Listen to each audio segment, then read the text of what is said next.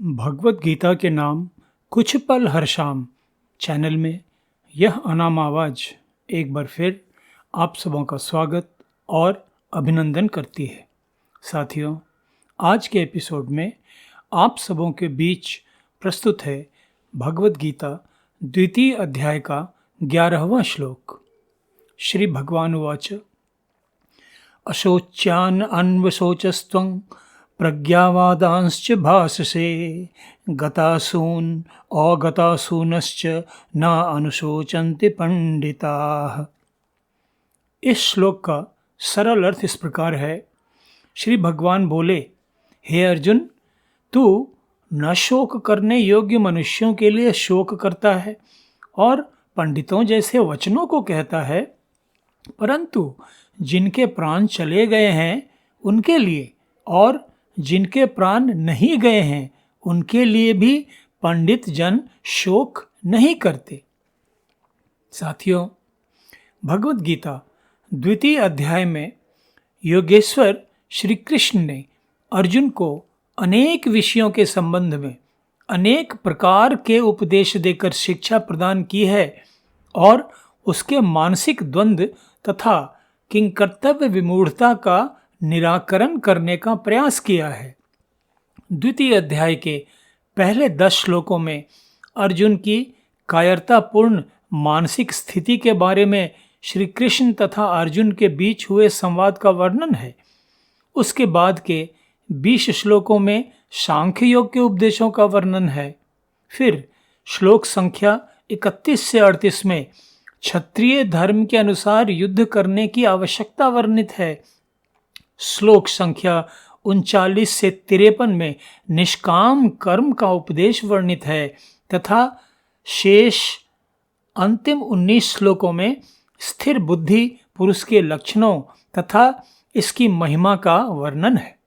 साथियों, भगवत गीता द्वितीय अध्याय के संबंध में आप सबों को यह बताने का मेरा उद्देश्य यह है कि आप सब इस बात पर ध्यान दें कि श्री कृष्ण ने अर्जुन को उसकी विक्षिप्त मनोदशा से बाहर निकालने के लिए कितने प्रकार से उसे समझाने बुझाने का प्रयत्न किया। यही तो सक्षम, समर्थ, ज्ञानी गुरु की महानता विशिष्टता होती है कि अपने शिष्य का अज्ञान तथा संशय दूर करने के लिए वे अनेक प्रकार के उपाय करते हैं और शिष्य के भ्रमों तथा संशयों को अंततः मिटा ही देते हैं। अब वापस लौटते हैं इस श्लोक के संबंध में विचार विवेचना करने के लिए।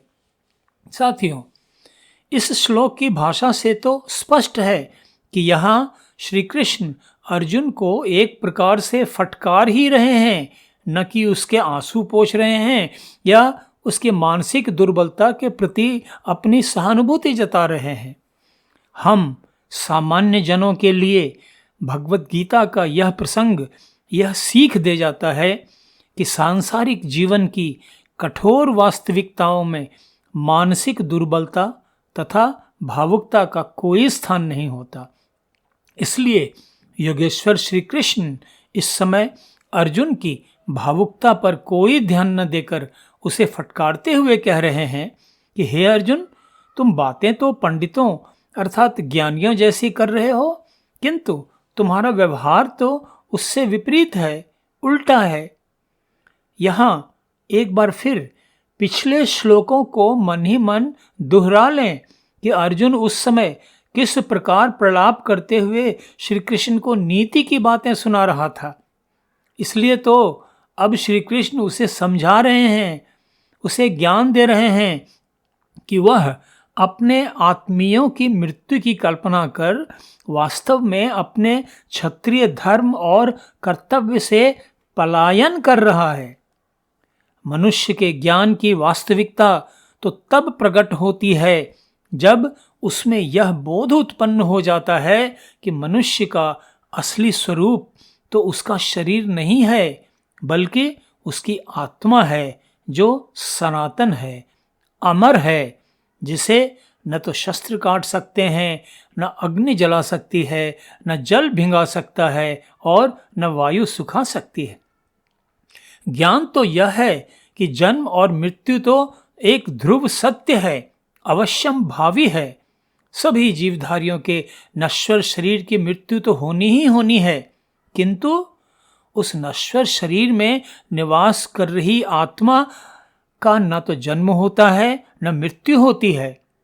इसीलिए ज्ञानी जन हमेशा समभाव अर्थात इक्वानिमिटी की स्थिति में रहते हैं। जन्म मरण, यश अपयश, लाभ हानि इत्यादि निरंतर परिवर्तित होती स्थितियों में भी वे ज्ञानी जन निस्पृह, शांत, निर्विघ्न बने रहते हैं। किंतु अर्जुन का आचरण इस समय तो इसके बिल्कुल विपरीत है। वह शोक से इतना अधिक विह्वल तथा उद्विग्न है कि अपना क्षत्रिय धर्म भूलकर कायरतापूर्ण आचरण प्रदर्शित कर रहा है। इसी कारण से श्री कृष्ण उसके प्रति कोई सहानुभूति नहीं दिखा रहे हैं, बल्कि एक प्रकार से उसे फटकारते हुए उसे अनेक प्रकार से समझाने का प्रयास कर रहे हैं, ताकि वह इस असमय उत्पन्न ममता तथा मोह माया को त्यागे और अपने क्षत्रिय धर्म का पालन करने के लिए युद्ध के लिए तैयार हो जाए। तो साथियों, भगवत गीता के इस प्रसंग में हम सामान्य जनों के लिए क्या शिक्षा निहित है? साथियों, आज के जीवन की एक बड़ी कड़वी सच्चाई यह है कि आज प्रायः हर घर, हर परिवार में अपने अपने महाभारत चल रहे हैं। इस कारण से मानव जीवन अशांति तथा तनाव से भरा रहता है। आज असंख्य लोग अनेक प्रकार के मानसिक तनावों से उत्पन्न मानसिक तथा शारीरिक व्याधियों से ग्रस्त होकर दुखमय जीवन बिता रहे हैं। घर टूट रहे हैं, परिवार बिखर रहे हैं, जीवन अनेक प्रकार की विकृतियों से भरा हुआ है। लोग नितांत अकेला, दिशाहीन, भटकाव भरा जीवन बिता रहे हैं। अनेक देशों में भयंकर युद्ध चल रहे हैं, जिनसे पूरे संसार की सुख शांति प्रभावित हो रही है। साथियों, पूरे संसार में व्याप्त इस विषम परिदृश्य में भगवत गीता का ज्ञान और उपदेश ही एकमात्र कल्याण का मार्ग है। इस संबंध में अब आगे के श्लोकों में तो विस्तार से चर्चा होगी ही।